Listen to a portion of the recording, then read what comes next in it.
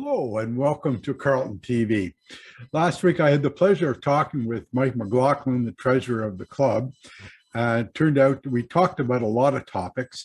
It was a long video, so I've broken it up into two parts. Part one of this video, we talk obviously about Mike. We give you a financial update of the course. He gives a great financial update. I think you'll be quite pleased with that. And we talk about the success of our capital projects. In part two, very important part, we talk about the duties of the treasurer, because we are looking for a new treasurer next year. And it's such a key position that Mike details some of the things that if you're thinking of becoming a treasurer, some of the characteristics that would be good for that particular position.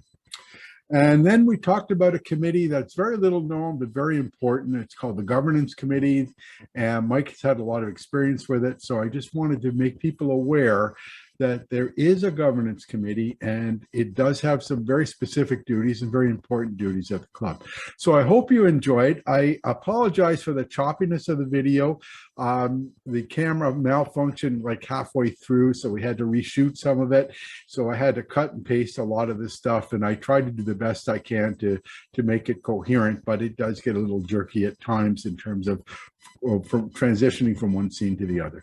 But I hope you enjoy it. It's a great talk, and Mike has done a tremendous job as our treasurer, and as you'll see that we're in good shape. Thank you very much. Enjoy. Welcome to Carleton TV. I'm here with Mike McLaughlin, the treasurer of Carleton Golf and Yacht Club. And Mike, you've done a wonderful job as treasurer, but we all would like to know, just tell us a bit about yourself. Okay, thanks, John. I really appreciate the opportunity to talk to the members and people that might be interested in the Carleton Golf and Yacht Club.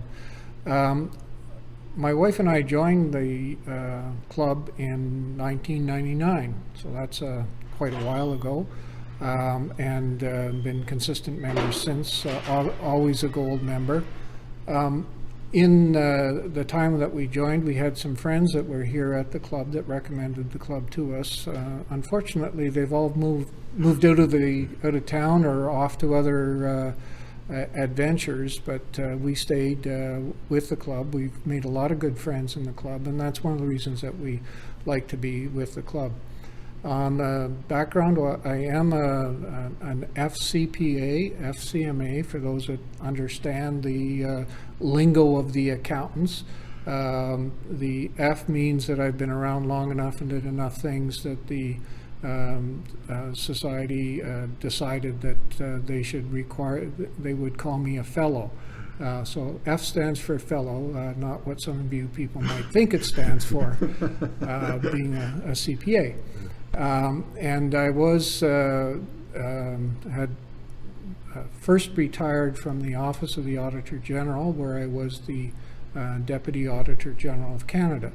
And then I moved on to work with CATSA, Canadian Air Transport Security Authority. Those of you who fly know CATSA because those are the people that touch you. And I was the Vice President, Chief Financial Officer for CATSA. I was asked by the president to take 4 or 5 years there because it was starting up after 9/11, and we wanted to get financial systems up and running. And since then, I've been working as consultant and doing international consulting with auditors general around the world, doing training and whatnot. So that's been sort of my career. As far as the club goes, I think it was 2001 that I was asked to join the board as the treasurer. So I spent 4 years as the treasurer. Our bylaws require that after 4 years you leave the board. I went back on the board a year later as the vice president. Spent 2 years as vice president, and then 2 years as president, and then 2 years as past president. So that made 10 years, and I thought, well, that's enough time on the board. Then I was asked by the board a few years ago, 7, 8 years ago, I guess 7 years ago now, if given the financial situation of the club, would I be able to organize financial or do a financial company that would lend or take over the debt of the club.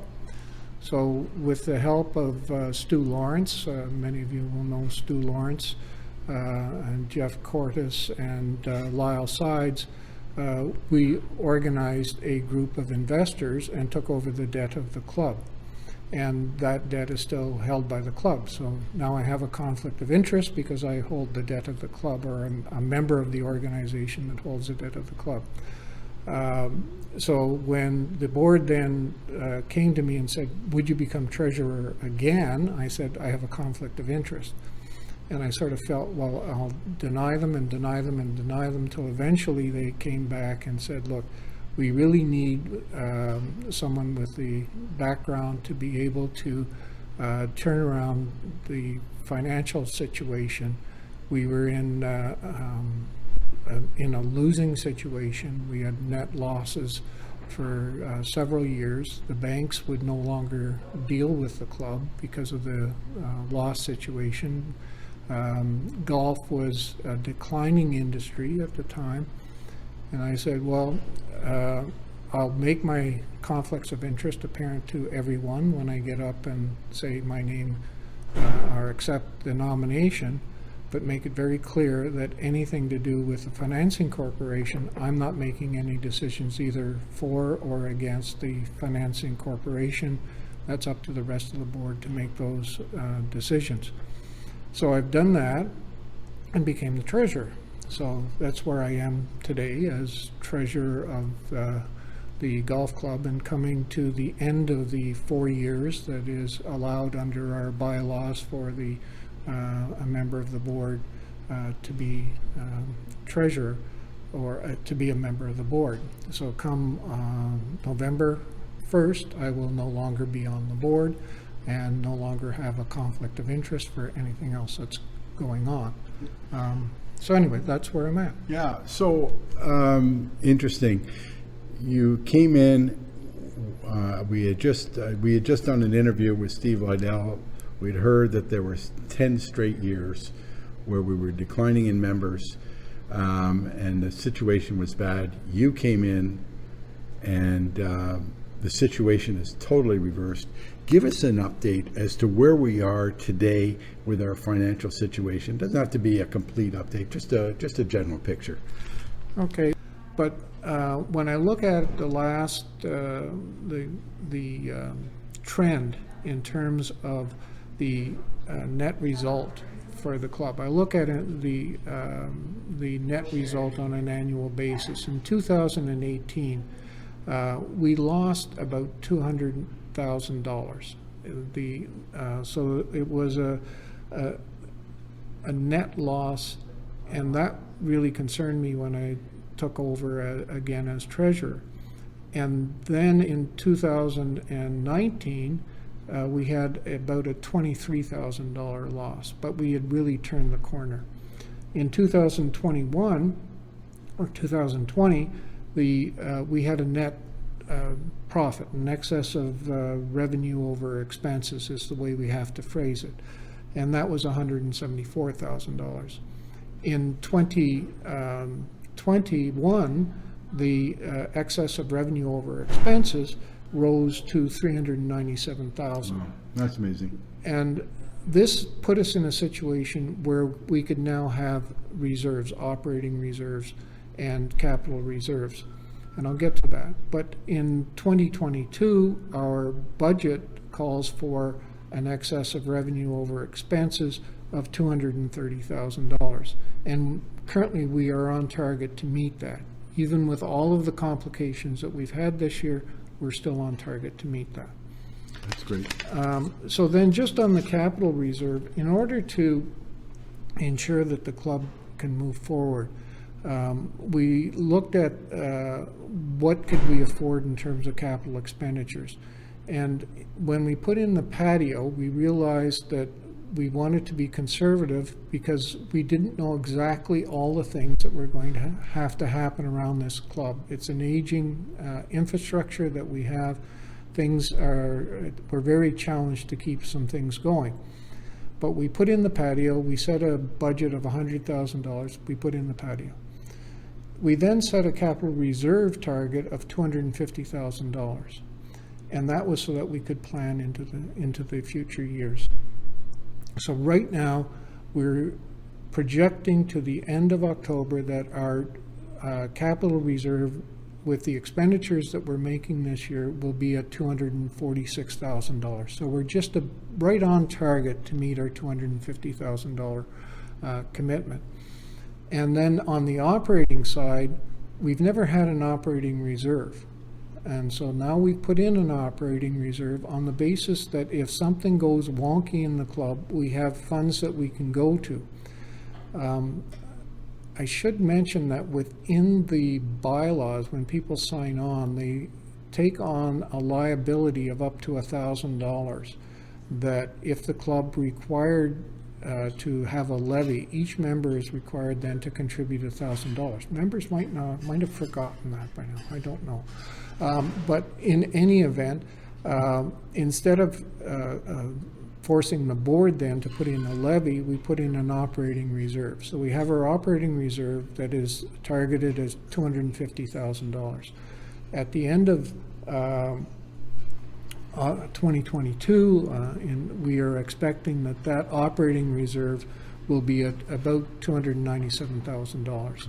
Wow. And at that point, I would recommend we move $50,000 into capital, because we want to maintain the operating reserve at $250,000. Right. So when the operating reserve gets over the $250,000, we move it into capital. And there are capital things to do. And we put in a patio.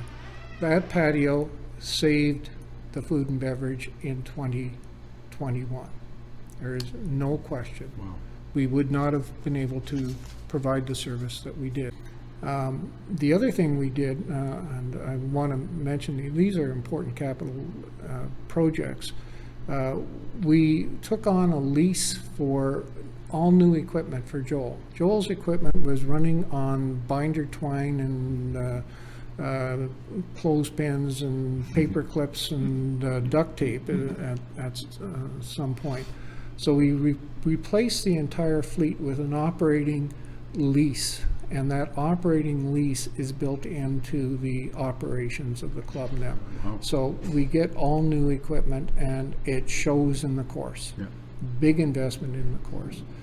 And again, we built in the golf academy this year, which was a great success. I have to mention this because it's such a great success. The golf academy, we closed it out, and at the end of April, our year-to-date total contribution from the golf academy was $31,405. Wow. And that's on an investment of $62,000. Wow. So we're halfway to paying back the investment just in the contribution. Next year, we will have paid back the full golf academy investment, and it will become a net profit center for us. Absolutely wonderful. Yeah. It means the club is open year-round. Yeah. So, And that goes to food and beverage now. All of a sudden is now we sold a lot in the food and beverage. We sold a lot in the pro shop. So it's more than just what the golf academy is bringing in. Is that correct? That's correct, because this year the golf academy was able to have club fittings going on during the winter. People came in and bought new sets of clubs. So the sales in the pro shop are greater than we've had that I can recall in all, and looking back over the financial statements from years gone by, our sales in the golf shop are just great, and members can realize they get the best deal in Ottawa by shopping at the Carleton Golf Shop. If you want it, Tyler can get it. Yeah. That's the message. I would say. People might notice my new shirt that I just bought that just came in.